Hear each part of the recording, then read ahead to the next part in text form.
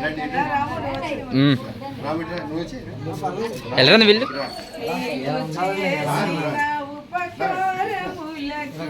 నేనేమి చెల్లింతును నీవు చేసిన ఉపకారములకు నేనేమి చెల్లింతును ఏడాది దూడలనా వేలాది పొట్టేళ్ళనా ఏడాది దూడలనా వేలాది పొట్టేళ్ళనా నీవు చేసిన ఉపకారములకు నేనేమి చెల్లింతును విరిగి నలిగిన బలియాగమునకు నా హృదయమర్పింతును విరిగి నలిగిన బలియాగమునకు నా హృదయమర్పింతును రక్షణ పాత్రను చేబూని నిత్యము నిన్ను వెంబడించేదను రక్షణ పాత్రను చేబూని నిత్యము నిన్ను వెంబడించేదను ఏడాది దూడలనా వేలాది పొట్టేళ్ళనా ఏడాది దూడలనా వేలాది పొట్టేళ్ళనా. ఆమె దేవుని వాక్యాన్ని చదువుదాం. 128వ కీర్తన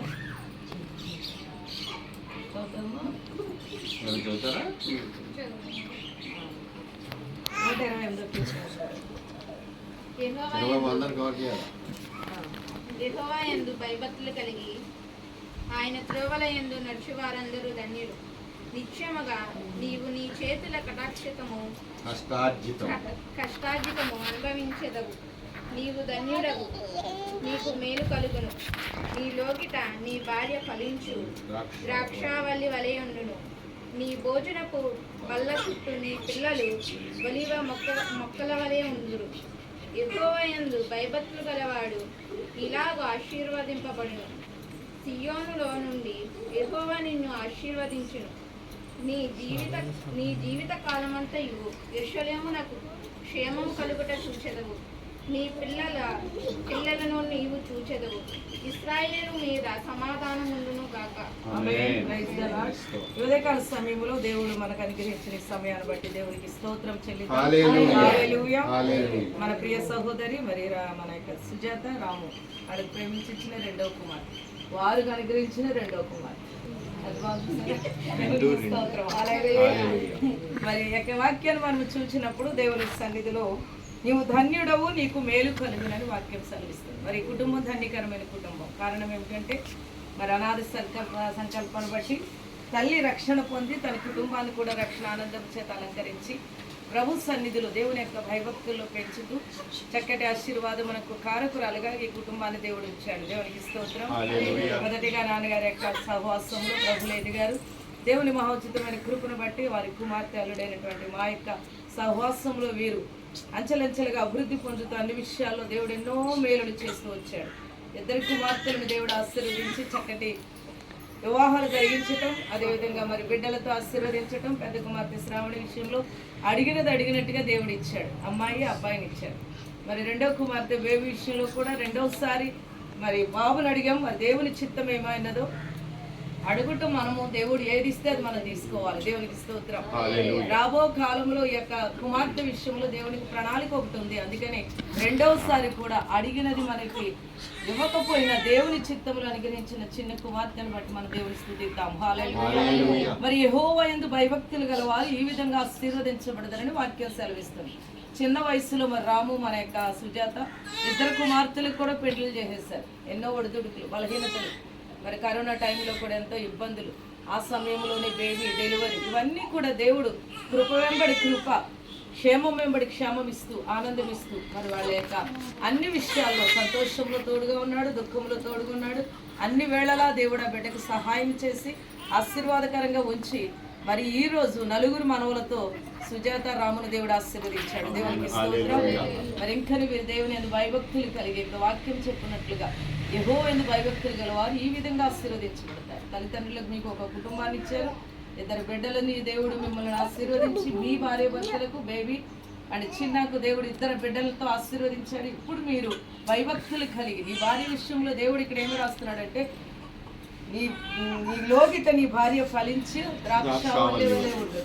మరి భార్య ఫలించే ద్రాక్షావల్లిగా ఉండాలి గృహంలో.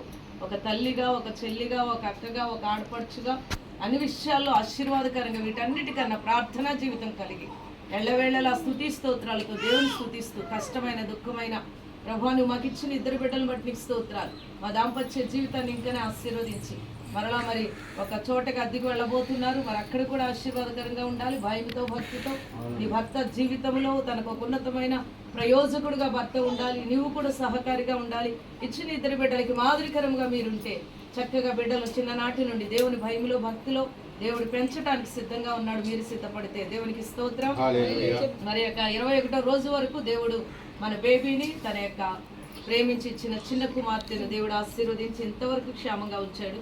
మరి ప్రెగ్నెంట్ సమయంలో ఎన్నో ఒడిదుడుకులు ఆమెకు అనేక సార్లు వెళ్ళడం రావడం, ఇంకా మరి టైం అవ్వలేదంటాం, ఆపరేషన్ పడుతుందేమో అనడం, ఇవన్నీ విషయాలన్నింటిలో కూడా దేవుడు ఎంతో కృప పెట్టించి నార్మల్ డెలివరీ క్షేమంగా మరి సుజాత కూడా ఒంటరిగా మరి ఇక్కడ రామయ్య కూడా ఉంటూ మరి బిడ్డలకు ఎంతో శ్రమ అయినప్పటికీ నేనున్నానని దేవుడు ధైర్యపరుస్తూ సంఘ ప్రార్థన దైవజనుల ప్రార్థన ఆలకించి ఈ రోజు క్షేమంగా ఆశీర్వాదకరంగా ఉంచినందుకు మనం అందరం దేవునికి స్తోత్రం హల్లెలూయా. 60,000 సాక్ష్యాలు మనం వినాలంటే మరలా దేవుని చిత్తమైతే పుట్టినరోజు ఆ టైంలో మరి చక్కగా కూటం పెట్టుకుని దేవుడు చేసిన మేలులన్నీ కూడా సంఘములో దైవజనులకి దేవునికి చెప్పి వారు సంతోషించాలని ఇష్టపడుతున్నారు. అనేక మంది బంధువర్గం రావాల్సింది, వారందరూ కూడా మరి ప్రయాణంలో ఉన్నారు, వస్తారు.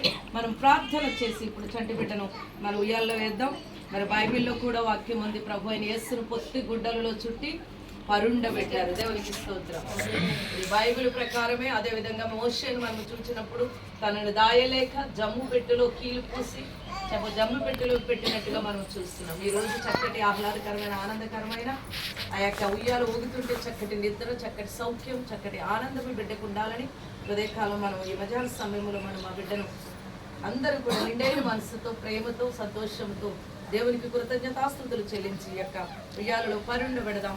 తల్లి బిడ్డను, తన భర్తను, తన అత్తమామల అమ్మనాల కుటుంబాన్ని బహుగా దేవుడు ఆశీర్వదించాలని మనం ప్రార్థిద్దాం. అట్టి కృపతో ఈ గృహాన్ని దేవుడు ఆశీర్వదించును గాక. ప్రార్థన చేద్దాం. మొదటిగా అయ్యగారు ప్రార్థన చేస్తారు, తర్వాత నేను ప్రార్థన చేసి బిడ్డను ఉయ్యాల్లో మనం వేద్దాం. ప్రార్థన చేసుకుందాం, కళ్ళు మూసుకుందాం. స్తోత్రం స్తోత్రం స్తోత్రం. మహాగరుడ మహోన్నతుడ స్తుతి స్తోత్రాలు వందనాలు చెల్లిస్తున్నాం తండ్రి. ఈ మధ్యాహ్న కాలంలో దేవా నీ నామను బట్టిన దేవా మరి మా సంఘంలో మాకు అనుగ్రహించినటువంటి చిన్న బిడ్డను బట్టి నీకు వందనాలు చెల్లిస్తున్నాం. రాము సుజాతను ప్రేమించి ఇచ్చినటువంటి ఆ యొక్క బేబీని బట్టి చిన్నబాబుని బట్టి నీకు వందనాలు చెల్లిస్తున్నాం. వారికి ఇచ్చినటువంటి 2వ కుమార్తె నాదేవా నీ కృపలో నాదేవా సంతోషంతో నాదేవా ఉయ్యాల్లో వేయడానికి ఇచ్చిన సమయానికి స్తోత్రాలు నాయన. బిడ్డ సంతోషంతో నీ సన్నిధిలో స్తుతించడానికి సహాయం చేయండి. బిడ్డల్ని ఎలా పెంచుకోవాలనేటువంటి జ్ఞానముగా తల్లిదండ్రులకు దయచేయండి. చక్కగా నీ సన్నిధిలో స్తుతించేవారుగా సిద్ధపాటు చేయండి. నాదేవ నీ కృప వారిపై మెండుగా కొమ్మరించి నీ సహాయం చేయవలసిందిగా యేసు నామములో వేడుకుంటున్నాము తండ్రి.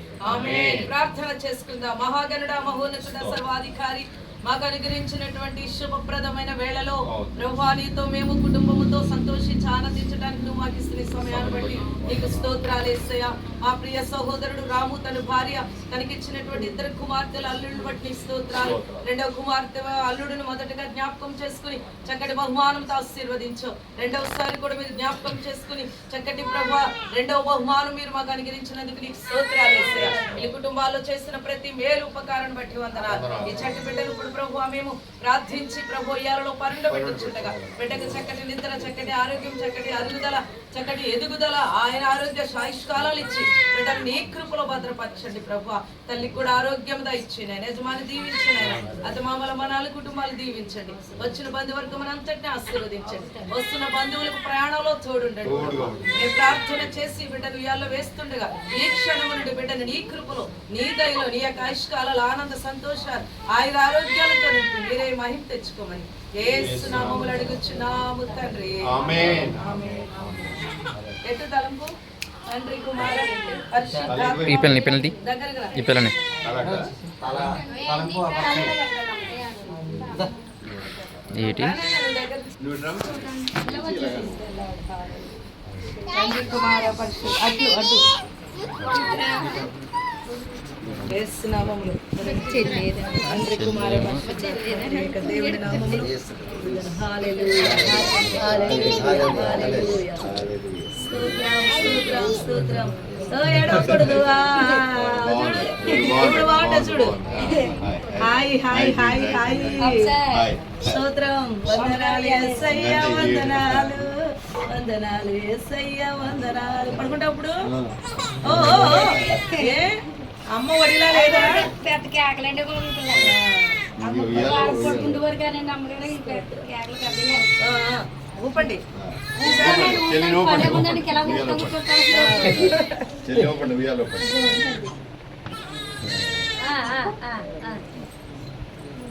బాగుంది ఉయ్యాల అలవాటు అయితే ఇంకా అసలు ఆకలేస్తుంది ఆకలేస్తుంది